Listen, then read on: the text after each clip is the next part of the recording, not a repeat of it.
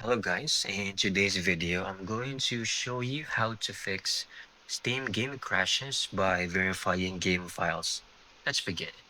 So you've already encountered or you've played the game a lot and somehow along the line it suddenly crashes randomly. I want you to go to library, select that particular game. Let's just say Palworld. Right click, select properties, installed files, click on Verify Integrity. It will check your game files if they were installed correctly. It might take a while, but once done, it will show in here that some games were or some files were missing, and Steam will reacquire them.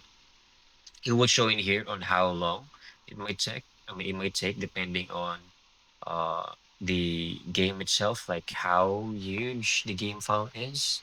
But once done, you can restart the Steam clients, play the game, and everything should not be fixed. So you're done. I hope you found this video very helpful.